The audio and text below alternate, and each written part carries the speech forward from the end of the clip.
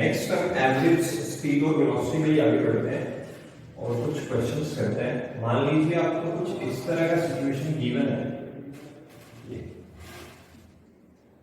कि ये कोई डिस्टेंस है s, दोनों पॉइंट्स के बीच का कितना डिस्टेंस है s, इन दोनों पॉइंट्स को नाम ले लेते हैं a और b, और एक पार्टिकल को ये डिस्टेंस s कवर करना है। और किया क्या गया है क्वेश्चन में, इस डिस्टेंस को 3 इक्वल पार्ट्स में डिवाइड कर लिया गया है। मान लीजिए ऐसे करके इस डिस्टेंस को 3 इक्वल पार्ट्स में डिवाइड कर लिया गया है। तो यहां से यहां तक मान लेते हैं ये पॉइंट C ले लिया, ये पॉइंट हम लोगों ने D ले लिया। यहां से यहां तक का जो डिस्टेंस है वो कितना हो गया, अगर 3 इक्वल पार्ट्स में डिवाइड कर लिया है तो ये s/3 हो गया, ये भी s/3 हो गया, और ये वाला डिस्टेंस पे कितना हो गया, s/3 हो गया ऐसे। और आपको बोला गया है कि फर्स्ट जो 1/3 है उसको एक पार्टिकल v1 स्पीड के साथ t1 टाइम में कवर करता है, और जो सेकंड 1/3 है डिस्टेंस का उसको पार्टिकल v2 स्पीड के साथ t2 टाइम में कवर करता है, और जो लास्ट 1/3 है उसको आपका पार्टिकल v3 स्पीड के साथ क्या करता है, t3 टाइम में क्या करता है, कवर करता है। ये सिचुएशन आपको गिवन है। आपको क्वेश्चन में बोला गया है कि आपको क्या फाइंड करना है, एवरेज स्पीड फाइंड करना है, v एवरेज फाइंड करना है। अब जैसा कि आप जानते हैं, हम पीछे पढ़ भी चुके हैं इसके बारे में कि एवरेज स्पीड क्या होता है, एवरेज स्पीड होता है टोटल डिस्टेंस अपॉन क्या, total time taken, total time taken. तो आपका जो टोटल डिस्टेंस है इस केस में वो तो कितना हो गया जी, s डिस्टेंस हो गया जो पार्टिकल को कवर करना है, अगर वो a से चल करके b पे पहुंचता है। टोटल टाइम कितना हो गया, टोटल टाइम हो गया जी t1 प्लस t2 प्लस कितना t3। ये तीनों टाइम जुड़ करके क्या बनेगा, टोटल टाइम बनेगा आपका, इतना पार्टिकल टाइम लेगा a से b तक आने में। तो हम यहां से क्या करते हैं, t1 का वैल्यू इवैल्यूएट कर लेते हैं, t2 का वैल्यू इवैल्यूएट कर लेते हैं, और t3 का वैल्यू इवैल्यूएट कर लेते हैं। तो t1 का वैल्यू क्या बना, क्या डिस्टेंस अपॉन स्पीड बन जाएगा, तो ये कितना बन गया s/3v1, या t2 का वैल्यू भी कितना बन गया, दैट इज s/3v2, और t3 का वैल्यू भी कितना बन गया, दैट इज s/3v3। ये बन गया जी।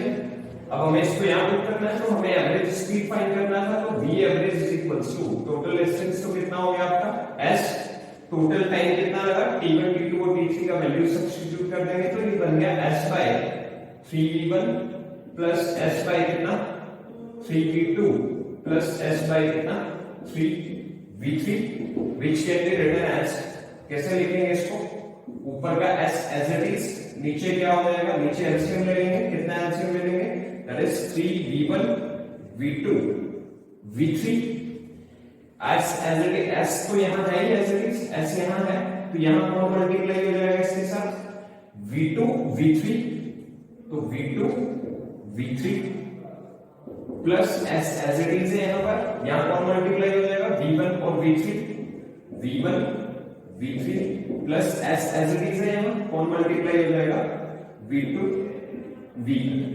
मेरे ख्याल से सब लोगों को समझ आ गया था। तो एवरेज स्पीड को कैसे लिखेंगे, एवरेज स्पीड को लिखा गया s एज इट इज, नीचे इस वाले टर्म में से क्या हो गया भाई, s कॉमन आ गया, तो अंदर इसको रीअरेंज करके लिखते हैं, तो इसको रीअरेंज करके लिखा तो क्या हो गया, that is v1 v2 plus v2 v3 plus v3 v1 upon कितना 3v1 v2 v3, s से s कैंसिल हो गया, तो इसको अरेंज करके लिखा गया एवरेज स्पीड को कैसे, कि 3v1 v2 v3 अपॉन कितना v1 v2 plus v2 v3 plus v3 v1।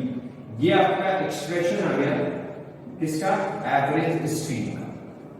जब आपका टोटल डिस्टेंस किन्हीं भी दो पॉइंट्स के बीच में क्या कर रखा हो, इक्वली क्या कर रखा हो, डिवाइड कर रखा हो, इसके इक्वल 2 पार्ट बना रखे हो, इसके इक्वल 3 पार्ट बना रखे हो, इसके इक्वल 4 पार्ट बना रखे हो, तो इस तरीके से आपको क्या करना है, क्वेश्चन को सॉल्व करना है।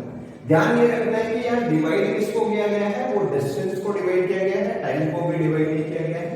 अभी इसके बाद हम लोग क्या करेंगे, टाइम को भी डिवाइड करेंगे। एक बार आप ये नोट करिए, इतना हो गया मेरे ख्याल से सब लोग का। नेक्स्ट आगे बढ़ते हैं। नेक्स्ट क्वेश्चन कुछ ऐसा ही है, पर उस क्वेश्चन में क्या किया गया है मैं बताता हूं आपको। उस क्वेश्चन में आपको डिस्टेंस को इक्वल पार्ट्स में डिवाइड नहीं किया गया, बल्कि टाइम को इक्वल पार्ट्स में डिवाइड किया गया है। तो टाइम को इक्वल पार्ट्स में डिवाइड कर लेते हैं। ये टोटल डिस्टेंस कितना है जी, ये s है। तो लेट्स सपोज कि ये कोई भी पार्ट कितना s1, ये कोई भी पार्ट कितना s2, ये कोई भी पार्ट कितना s3, ये कोई भी पार्ट है और ये इक्वल नहीं गिवन है इस पर। लेकिन क्या गिवन, इक्वल क्या गिवन है आपको, इक्वल टाइम गिवन है। मतलब ऐसा बोला गया है कि पार्टिकल को A से B पहुंचने में जो टोटल टाइम है वो कितना लगा, वो t लगा। मतलब time t is equals to 0 second पर पार्टिकल कहां था, A पॉइंट पर, और time t is equals to t second पर आपका पार्टिकल कहां था, B पॉइंट पर। और जो टाइम लगा वो क्या लगा, वो इक्वल टाइम लगा। मतलब ये कितना हो गया, मतलब इस पॉइंट पर जब आपका पार्टिकल पहुंचा तो ये टाइम लगा इसको t/3, जब वो इस पार्टिकल इस पॉइंट पर पहुंचा तो 2t/3, और यहां जब पहुंचा b पॉइंट पर तो टाइम कितना हो गया t। आप देख सकते हैं कि v1 स्पीड के साथ पार्टिकल ने इस वाले स्लॉट को कवर किया t/3 टाइम में।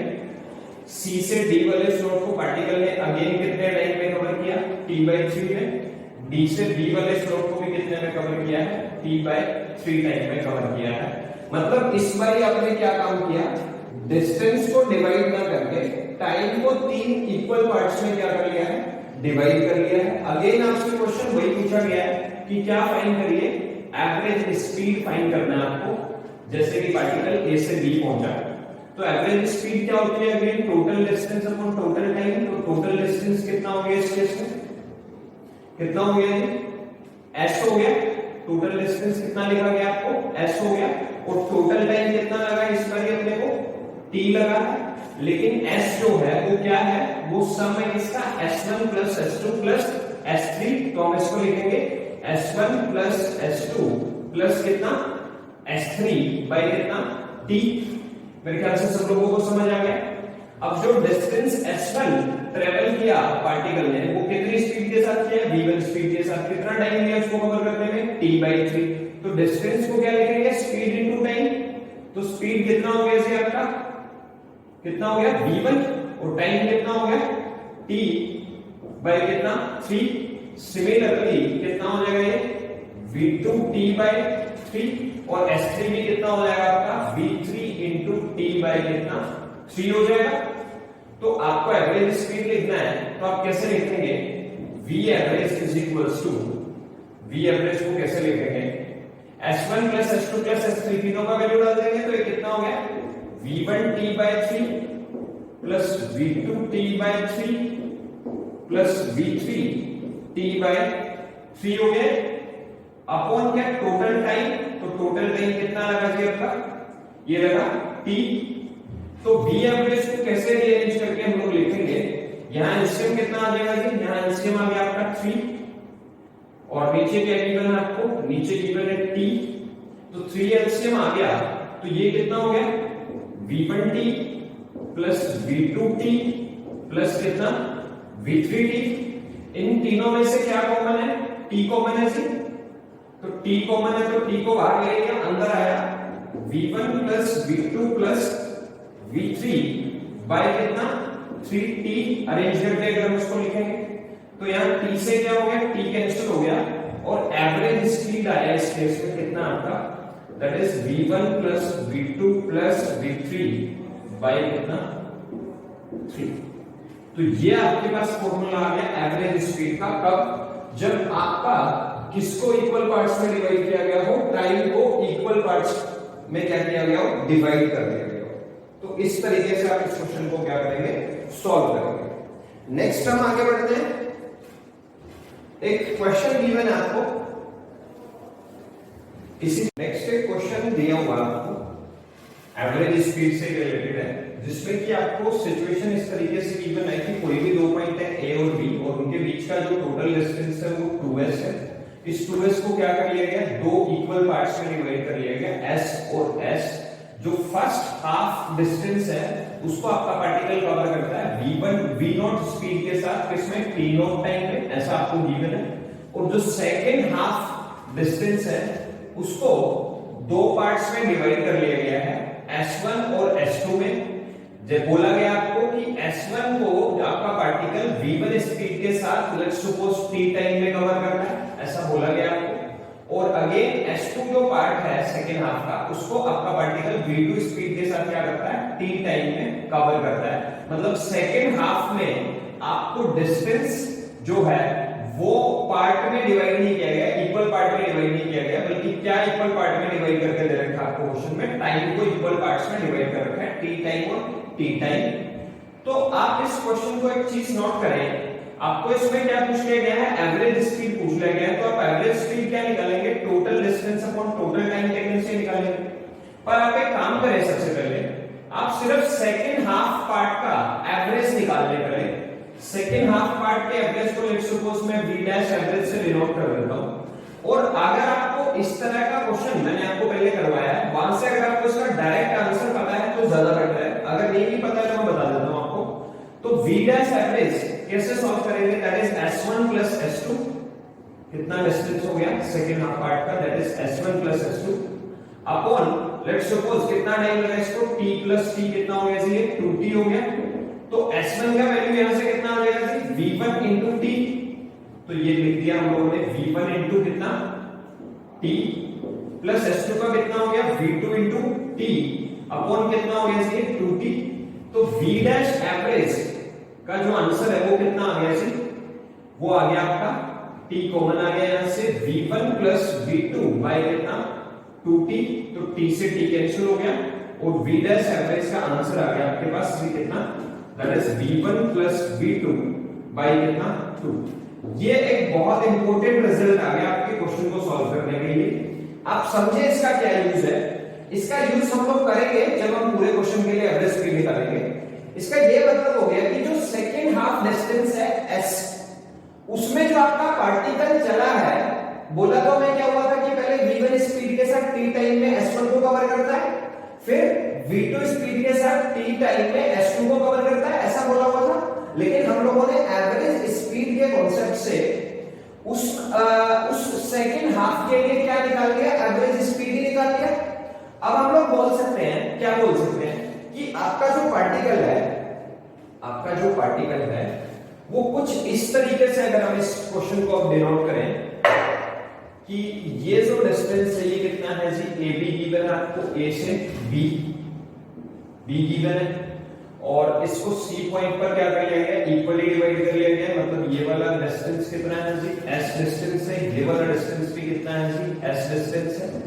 अब आपको बोला क्या हुआ था क्वेश्चन में कि ये वाले s डिस्टेंस को तो v0 स्पीड के साथ किसमें कवर किया गया है, t0 टाइम में कवर किया गया है।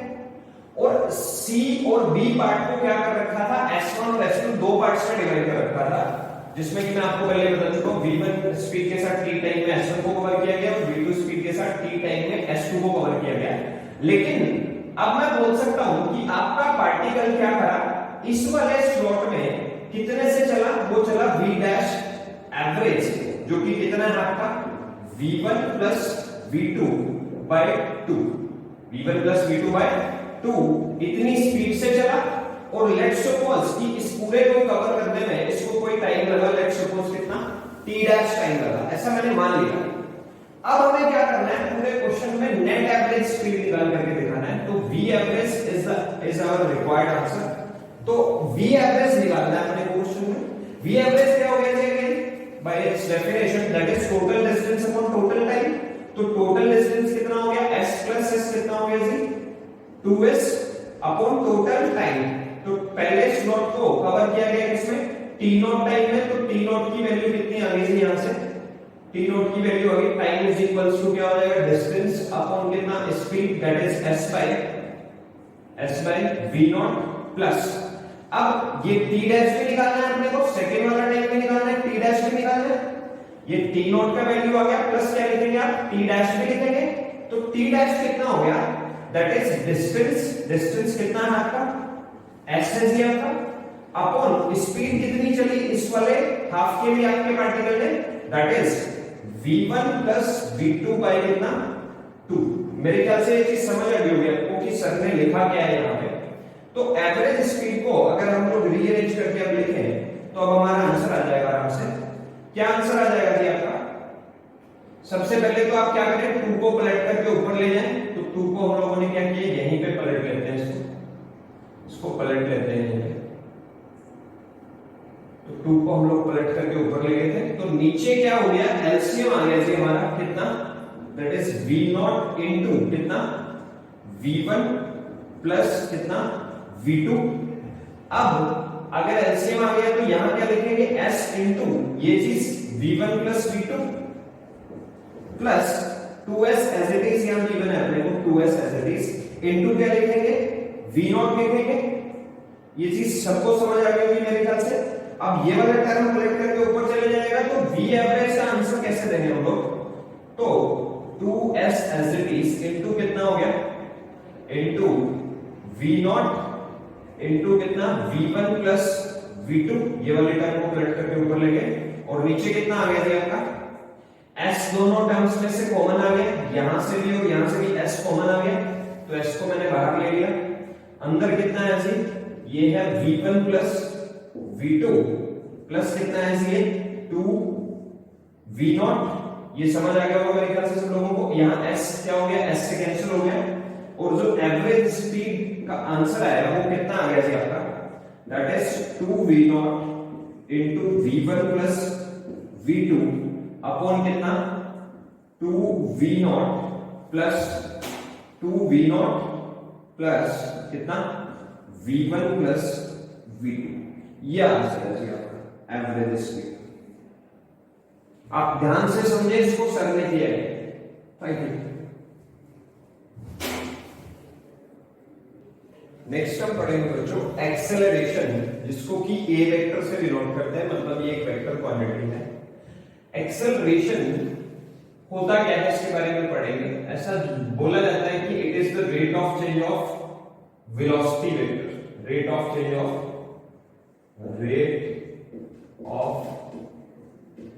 change of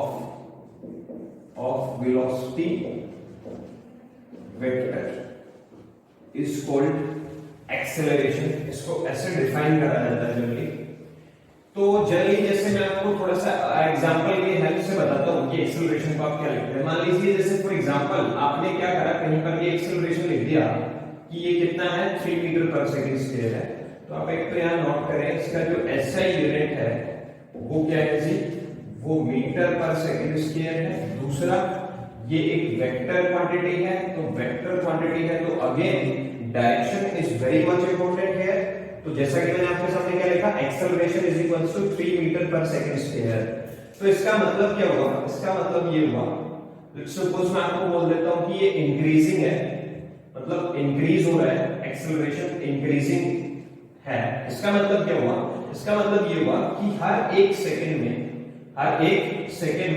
आपका जो स्पीड है, आपका क्या है, जो स्पीड है वो कितना बढ़ रहा है, वो 3 मीटर पर सेकंड के हिसाब से क्या हो रहा है, बढ़ रहा है। मतलब अगर मैं आपको बोलता हूं कि मैंने एक पार्टिकल लिया जिसका कि time t is equals to 0 second पर जो स्पीड था वो लेट्स सपोज आपको कुछ ऐसा गिवन था कि 5 metre per second square, 5 metre per second given था स्पीड किसी भी पार्टिकल का। मैंने ऐसा मान लिया कि time t is equals to 0 second पर कितना स्पीड था, 5 मीटर पर सेकंड, और वो एक्सेलरेट कर रहा है 3 मीटर पर सेकंड स्क्वायर से। और एक्सेलरेशन जो है वो स्पीड की डायरेक्शन में ही है, मतलब इसकी स्पीड को क्या करेगी, एक्सेलरेशन बढ़ाएगी। अगर मैं बोलता कि एक्सेलरेशन क्या है, स्पीड के ऑपोजिट डायरेक्शन में है, तो वो स्पीड के मैग्नीट्यूड को क्या करेगी, कम करेगी। और अगर सेम डायरेक्शन में है तो वो स्पीड के मैग्नीट्यूड को क्या करेगी, स्पीड को इनफैक्ट बढ़ाएगी, हम ऐसा बोलेंगे। तो आपको गिवन है कि time t is equals to 0 second पर स्पीड ऑफ पार्टिकल क्या है, 5 मीटर पर सेकंड है, और वो एक्सेलरेट कर रहा है कितने से, 3 मीटर पर सेकंड स्क्वायर से। तो आपसे मान लीजिए पूछा गया कि आप बताइए time t is equals to 3 second पर आपके पार्टिकल का जो स्पीड है वो क्या होगा, आपसे ऐसा पूछ लिया गया है। तो अगेन आपको बस ये प्रोसेस याद रखना है कि एक्सेलरेशन का मतलब क्या होता है। जितना भी आपको एक्सेलरेशन दे रखा है, अगर एक्सेलरेशन आपको मीटर पर सेकंड में गिवन है तो उसका मतलब है कि हर एक सेकंड में आपका वो उतना स्पीड बढ़ा रहा है। तो जैसा कि हमें गिवन था कि time t is equals to 0 पे पार्टिकल की स्पीड कितनी है 5 मीटर पर सेकंड। अब हम देखना चाहते हैं कि time t is equals to 1 second पर आपके पार्टिकल की स्पीड क्या होगी है, पार्टिकल का जो स्पीड है वो कितना हो गया है। तो t इज इक्वल्स टू 0 पर 5 मीटर पर सेकंड था और एक्सेलरेट कितना कर रहा है 3 मीटर पर सेकंड स्क्वायर, मतलब 1 सेकंड में स्पीड कितना बढ़ गया 3 मीटर पर सेकंड। तो 3 मीटर पर सेकंड बढ़ करके ओरिजिनल स्पीड में जो पार्टिकल की पहले से थी उसमें ऐड हो गया, क्योंकि वो सेम डायरेक्शन में गिवन है आपको। तो 5 + 3 कितना हो गया जी 8 मीटर पर सेकंड हो गया, मतलब 1 सेकंड बाद अगर हम पार्टिकल को देखें तो उसका स्पीड 5 मीटर पर सेकंड से बढ़कर कितना हो जाएगा 8 मीटर पर सेकंड। अब अगर आप similarly time t is equals to 2 second पर पार्टिकल को ऑब्जर्व करते हैं तो इसका स्पीड कितना हो गया, इसका स्पीड क्या हो गया 8 मीटर पर सेकंड में क्या हो गया, अगेन 1 सेकंड का 3 मीटर पर सेकंड ऐड हो गया। तो 8 + 3 कितना हो गया ये 11 मीटर पर सेकंड आ गया। अगेन सिमिलरली अगर आप पार्टिकल को 3 सेकंड पर ऑब्जर्व करें तो 3 सेकंड पर आपके पार्टिकल का स्पीड कितना हो गया, स्पीड हो गया 11 मीटर पर सेकंड, पहले था 2 सेकंड पर और 1 सेकंड पर कितना ऐड हो गया इसमें 3 मीटर पर सेकंड ऐड हो गया। तो 11 + 3 कितना हो गया ये 14 मीटर पर सेकंड। तो आपको मेरे ख्याल से समझ आ गया होगा कि एक्सेलरेशन का मतलब क्या है। तो स्पीड हमारे से पूछा गया था 3 सेकंड पर, 3 सेकंड पर स्पीड कितना आया, प्रोसेस से हम लोगों ने इसको सॉल्व किया तो ये आया 14 मीटर पर सेकंड। अगर आपका particle time t is equals to 0 second पर कितनी स्पीड से चल रहा था, uniform speed 5 metre per second से, और एक्सेलरेशन गिवन आपको 3 metre per second square, 3 second बाद इसका स्पीड क्या हो जाएगा, ये हो जाएगा जी 14 मीटर पर सेकंड। अब अगर सिमिलरली आपको कुछ ऐसा ही गिवन होता, अगर डायरेक्शन ऑपोजिट होती है एक्सेलरेशन की किसके स्पीड के, तो ये इतना ही 1-1 सेकंड में स्पीड को क्या भी करता, कम भी करता। बस ये आप इसका मीनिंग जानिए कि एक्सेलरेशन का मीनिंग क्या होता है। इस तरीके से हम लोग क्या करते हैं एक्सेलरेशन को डिफाइन करते हैं। जनरली बोला जाता है कि it is the rate of change of velocity vector और the rate at which velocity और speed of a particle changes per second is called what, acceleration. तो मतलब सिंपल हुआ कि एक्सेलरेशन को डिफाइन करने के लिए भी हमें 2 पॉइंट चाहिए, एक इनिशियल और एक फाइनल। तो जैसा कि हम लोगों ने स्पीड या वेलोसिटी के बारे में पढ़ा था, तो सबसे पहले हम लोग क्या करेंगे, एवरेज एक्सेलरेशन के बारे में पढ़ेंगे। एवरेज एक्सेलरेशन, तो एवरेज एक्सेलरेशन क्या हो जाएगा जी, एवरेज एक्सेलरेशन को लिखा जाएगा चेंज इन वेलोसिटी अपॉन क्या, टाइम टेकन। ऐसे आप इसको लिखेंगे चेंज इन वेलोसिटी अपॉन क्या, टाइम टेकन।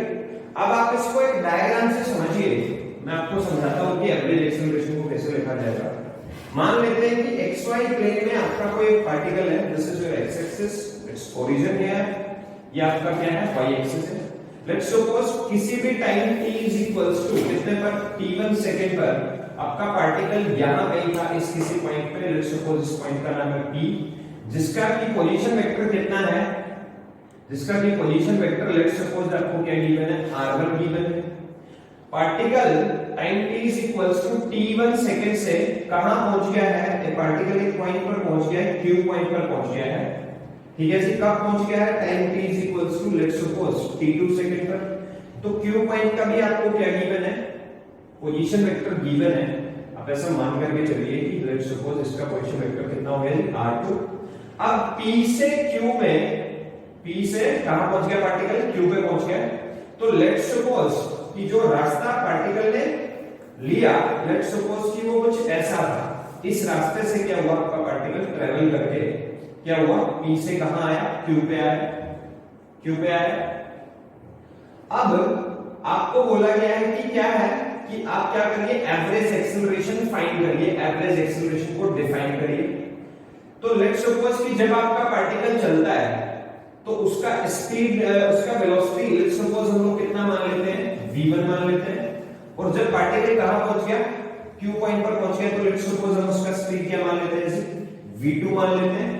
v2 हो गया और ये v1 हो गया। तो average acceleration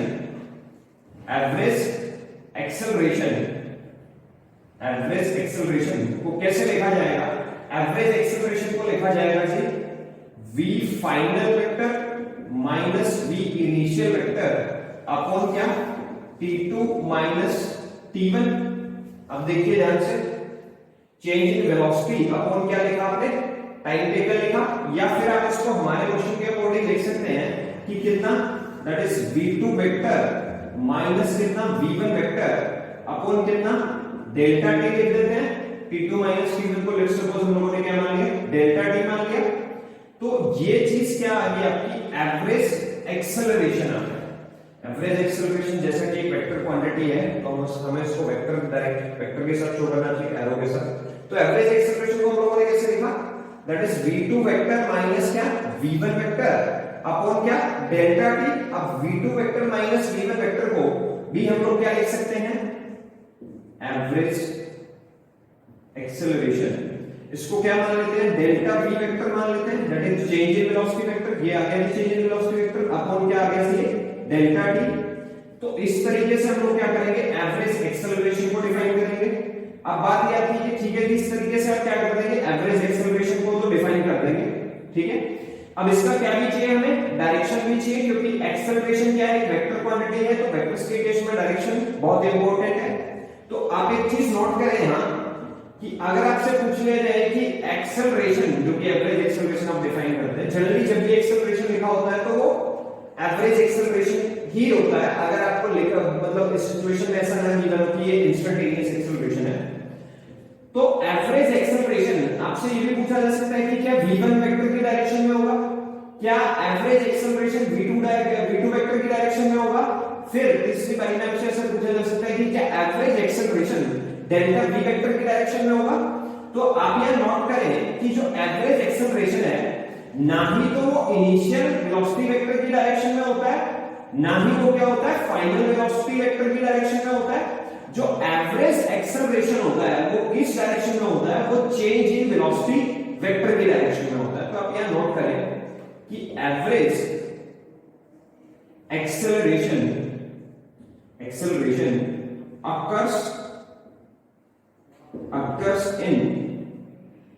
occurs in change in velocity vector, occurs in the direction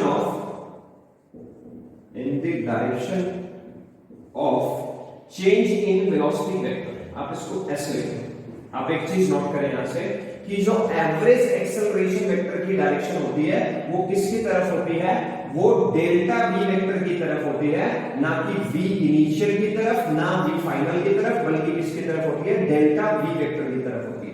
आप ये चीज नोट कर ले बस यहां से कि एवरेज एक्सेलरेशन जो होता है वो किसकी डायरेक्शन में आता है, वो चेंज इन वेलोसिटी वेक्टर की डायरेक्शन में आता है, ना कि इनिशियल वेलोसिटी वेक्टर या फिर फाइनल वेलोसिटी वेक्टर की डायरेक्शन में। मतलब आप इसको यहां से ऐसे भी समझें कि जो एक्सेलरेशन है वो वेलोसिटी को इस तरीके से बदलता है, इस तरीके से चेंज करता है कि जो चेंज इन वेलोसिटी वेक्टर है वो किसकी डायरेक्शन में आता है जी, वो एक्सेलरेशन वेक्टर की डायरेक्शन में आता है। आप इसको इस तरीके से भी समझ सकते हैं, क्योंकि एक्सेलरेशन क्या करता है, एक्सेलरेशन स्पीड को चेंज करता है, मैंने आपको बताया, और वो इस तरीके से वेलोसिटी को चेंज करता है कि जो चेंज इन वेलोसिटी वेक्टर आता है वो किसकी डायरेक्शन में आता है, वो एवरेज एक्सेलरेशन वेक्टर की डायरेक्शन में आता है। आप एक चीज ये नोट करेगा, ये बहुत अच्छा पॉइंट है। अब जैसा कि हम लोग एवरेज एक्सेलरेशन को तो डिफाइन कर दिए, अब अगर हमें एक्सेलरेशन इंस्टेंटेनियस एक्सेलरेशन को डिफाइन करना हो तो क्या करेंगे, इंस्टेंटेनियस एक्सेलरेशन को डिफाइन करने के लिए वैसा ही रूल यूज करेंगे जैसा हम लोगों ने इंस्टेंटेनियस वेलोसिटी को डिफाइन किया था। अब ए इंस्टेंटेनियस क्या हो जाएगा, ए इंस्टेंटेनियस को लिखा जाएगा कि limit delta t tends to 0 into क्या, ए एवरेज इनटू क्या लिखेंगे, ए एवरेज। इस तरीके से हम लोग क्या करेंगे, इंस्टेंटेनियस एक्सेलरेशन को क्या करेंगे, डिफाइन करेंगे। मतलब हम इंस्टेंटेनियस एक्सेलरेशन को लिख सकते हैं a instantaneous is equals to, अब इस पर्टिकुलर चीज को क्या लिखेंगे, limit delta t tends to 0, average acceleration क्या था जी आपका, that is delta v vector upon कितना, डेल्टा t। इस तरीके से भी लिख सकते हैं हम a इंस्टेंटेनियस को, या फिर अब हम इसको लिमिट को यूज करते हैं तो इसको डायरेक्ट हम लोग लिख सकते हैं कि जो a इंस्टेंटेनियस होता है, a instantaneous is equals to क्या लिखेंगे उसको, that is dv vector upon क्या, dt। ये आपका आ गया जी किसकी डायरेक्शन में, आपका ये आ गया इंस्टेंटेनियस एक्सेलरेशन, जिसको कि लिखा गया dv वेक्टर अपॉन क्या, dt वेक्टर।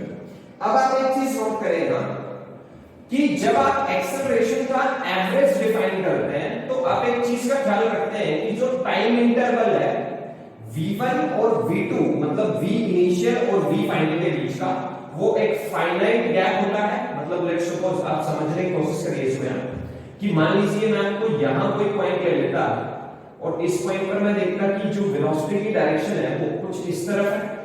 अब दूसरा मैं क्या ले लेता, यहां कोई पॉइंट ले लेता, ये पॉइंट नंबर 1 हो गया मेरा, ये क्या हो गया, पॉइंट नंबर 2 हो गया। इस पर्टिकुलर पॉइंट पर अगर मैं डायरेक्शन ऑफ मोशन देखता या डायरेक्शन ऑफ वेलोसिटी देखता तो वो क्या हो गया जी, वो यहां हो गया v2 वेक्टर, ये v1 वेक्टर हो गया आपका, और ये क्या हो गया जी, v2 वेक्टर हो गया। मैंने ऐसा मान लिया है खाली, आप इस वाले सिचुएशन को भूल जाइए कि मैं इसकी बात कर रहा हूं, मतलब इनिशियल और फाइनल की ही बात कर रहा हूं, इसको भूल जाइए आप। मैंने ऐसे जनरली आपको समझाने के लिए पॉइंट 1 और पॉइंट 2 ऐसे अज्यूम कर लिए हैं। तो आपसे पूछा जाता कि आप क्या बताइए, एवरेज एक्सेलरेशन बताइए। तो आप एवरेज एक्सेलरेशन कैसे फाइंड करते हैं, आप एवरेज एक्सेलरेशन फाइंड करते हैं change in velocity vector upon क्या, टाइम टेकन। तो लेट्स सपोज यहां क्या टाइम था जी, वही अगेन t1 टाइम यहां था और आपका t2 टाइम क्या था, यहां था। ये टाइम कितना गया इसमें, t2 टाइम लिया, किसी टाइम t1 पर पार्टिकल यहां था जिसकी की वेलोसिटी v1 थी, टाइम t2 पर पार्टिकल यहां था जिसकी की वेलोसिटी कितनी थी, v2 थी। ठीक है जी, और आपको क्या फाइंड करना है, एवरेज एक्सेलरेशन फाइंड करना है। तो आप एवरेज एक्सेलरेशन को फाइंड कर चुके हैं, that is delta v vector upon क्या, डेल्टा t। तो डेल्टा v वेक्टर को आप क्या लिखते हैं, that is v2 vector minus क्या, v1 वेक्टर अपॉन कितना, डेल्टा t। मतलब आप इसका ज्योमेट्रिकल मीनिंग समझिए कि अगर मैं आपको ज्योमेट्री से समझाऊं कि एवरेज एक्सेलरेशन क्या है और किस पर्टिकुलर डायरेक्शन में एवरेज एक्सेलरेशन इस पर्टिकुलर टाइम स्लॉट के लिए आया है, t1 से t2 के लिए आया है, तो हम उसको ज्योमेट्री से देखते हैं। ज्योमेट्री से देखने पर पता पड़ा कि जो v2 वेक्टर है जी वो कुछ इस तरीके से आपको गिवन है, इसको क्या बोलेंगे हम लोग, v2 वेक्टर बोलेंगे। ठीक है जी, और जो v1 वेक्टर है वो किस तरीके से गिवन है आपको, वो कुछ इस तरीके से गिवन है आपको। ये कौन है जी आपका, ये v1 वेक्टर है, कुछ इस तरीके से गिवन है आपको। आप ध्यान से देखिए, अगर मैं v1 और v2 को एक पर्टिकुलर पॉइंट से ड्रॉ करूं तो v2 वेक्टर नीचे की दिशा में डायरेक्ट हो रहा है और v1 वेक्टर इस पर्टिकुलर डायरेक्शन में। पर आपको फाइंड क्या करना है, आपको v2 vector minus v1 vector find करना है, जिसको कि आप रीअरेंज करके आसान भाषा में आप ऐसे मान सकते हैं कि v2 वेक्टर के अंदर आपको क्या ऐड करना है, that is negative of v1 vector upon क्या लिखेंगे इसको, डेल्टा t। मतलब मुझे v2 वेक्टर में किसको ऐड करना है, माइनस ऑफ v1 वेक्टर। अब अगर मुझे इसका नेगेटिव लिखना है, नेगेटिव ऑफ v1 वेक्टर लिखना है, तो क्या मेरे को इसको उल्टी डायरेक्शन में बढ़ा लेना चाहिए। ये क्या आ गया जी, माइनस v1 वेक्टर आ गया और ये कौन आ गया, v2 वेक्टर आ गया, और ये दोनों के बीच का क्या बन गया जी, कोई भी एंगल बन गया। और मुझे अब इनको क्या करना है, ऐड करना है। तो इनको कैसे ऐड करेंगे आप, इनको पैरेललोग्राम ऑफ वेक्टर एडिशन से ऐड करेंगे ना जी, पैरेललोग्राम ऑफ वेक्टर एडिशन से क्या करेंगे, ऐड करेंगे, दैट इज। तो आप इसको कैसे ऐड करेंगे, ऐसे कुछ इस तरीके से ऐड करेंगे, ये कुछ इस तरीके से पैरेललोग्राम ऑफ वेक्टर एडिशन की हेल्प से। तो ये क्या आ गया आपका, ये आ गया रिजल्टेंट वेक्टर, जिसको कि मैं क्या नाम डेल्टा v वेक्टर, क्योंकि v2 vector plus minus of v1 vector क्या था अपना, डेल्टा v था, ये तो डेल्टा v था अपना, तो डेल्टा v वेक्टर इस डायरेक्शन में आ गया। तो अब आपसे पूछना गया कि एवरेज एक्सेलरेशन जो है वो किसकी डायरेक्शन में आया, तो एवरेज एक्सेलरेशन जो है वो किसकी डायरेक्शन में आया है बेटा, वो delta T delta V vector की डायरेक्शन में सभी आया है, तो ये हो गया जी आपका एवरेज एक्सेलरेशन। अब आपसे अगेन ये भी पूछा जा सकता है यहाँ कि जो एवरेज एक्सेलरेशन है उसका जो मैग्नीट्यूड है वो डेल्टा वी वेक्टर के मैग्नीट्यूड से छोटा होगा या बड़ा होगा। अगेन ये चीज मैंने आपको पहले समझाई है कि ये डिपेंड करेगा किसके ऊपर, ये डेल्टा टी के ऊपर। अगर डेल्टा टी क्या है, बहुत कम है, तो जो एवरेज एक्सेलरेशन का मैग्नीट्यूड है वो डेल्टा वी वेक्टर के मैग्नीट्यूड से काफी ज्यादा होगा। और अगर आपका डेल्टा टी बहुत बड़ा है तो एवरेज एक्सेलरेशन का मैग्नीट्यूड उस केस में डेल्टा वी वेक्टर के मैग्नीट्यूड से क्या होगा, छोटा होगा। तो ये किस पे डिपेंड करता है, ये डिपेंड करता है डेल्टा टी के ऊपर कि आपका जो टाइम गैप है दो इवेंट्स के बीच हैपन होने का वो कितना है। मतलब जैसे मैंने आपको यहां लेकर के दिखाया तो आपको समझ आ रहा होगा कि यहां पार्टिकल को पॉइंट 1 से पॉइंट पहुंचने में कुछ फाइनाइट टाइम लगा होगा। बट यही चीज आपसे ऐसे भी तो पूछी जा सकती है कि आपका पार्टिकल पॉइंट नंबर 2 पे पहुंच गया और पॉइंट नंबर 1 पे लेट्स सपोज आपका पार्टिकल यहां पे था, पॉइंट नंबर 1 यहां भी तो कंसीडर किया जा सकता है। तो आप पॉइंट 1 पर वेलोसिटी कैसे फाइंड करेंगे, by drawing tangent at that particular point. तो आपका ये v1 वेक्टर हो जाता है और इन दोनों के बीच का अब जो गैप है t2 और t1 के बीच का that is approximately equal to क्या, 0। मतलब अप्रोक्सीमेट बोल रहा हूं मैं एग्जैक्टली 0 नहीं बोल रहा हूं। तो यहां मैं लिख सकता था कि डेल्टा t टेंड्स टू क्या, 0। डेल्टा t है क्या, t2 और t1 के बीच का time interval and that is tends to 0। तो मतलब यहां अगर पॉइंट 1 होता और यहां बिल्कुल इसके साथ में पॉइंट 2 होता तो मैं यहां के लिए जो एक्सेलरेशन डिफाइन करता उसको मैं डिफाइन करता a इंस्टेंटेनियस। और अभी जो गिवन सिचुएशन आपको है पॉइंट 1 आपने यहां लिया, पॉइंट 2 आपने यहां लिया, तो अभी के लिए जो आप क्या कर रहे हैं एक्सेलरेशन को डिफाइन कर रहे हैं वो कौन सा एक्सेलरेशन है, वो एवरेज एक्सेलरेशन है। अगेन आपको ये समझ आ गया होगा कि एवरेज और इंस्टेंटेनियस लिखने का जो तरीका है वो वही है जो हमने क्या किया था, वेलोसिटी वेक्टर को डिफाइन करते टाइम किया था। एक बार हम लोगों ने क्या निकाला था, एवरेज वेलोसिटी वेक्टर, और एक बार क्या निकाला था, इंस्टेंटेनियस वेलोसिटी वेक्टर। तो इंस्टेंटेनियस में हम लोगों ने क्या माना था कि जो डेल्टा है वो क्या है जी, वो एक फाइनाइट चेंज है और डेल्टा को हम लोग किसमें बदल देते थे, d में बदल देते थे। d को हम लोगों ने क्या मान लिया था, वेरी स्मॉल चेंज मान लिया था। तो आप इस चीज को यहां समझे। और आप एक और चीज नोट करें कि अगर आपका पार्टिकल कोई भी पाथ में ट्रेवल कर रहा है, कोई भी पाथ में ट्रेवल करने का मतलब other than a straight line, मतलब किसी भी कर्व पाथ में अगर आपका पार्टिकल ट्रेवल कर रहा है कर्व पाथ में, तो जो direction of in a curved path, in curved path, the direction of instantaneous acceleration, instantaneous velocity and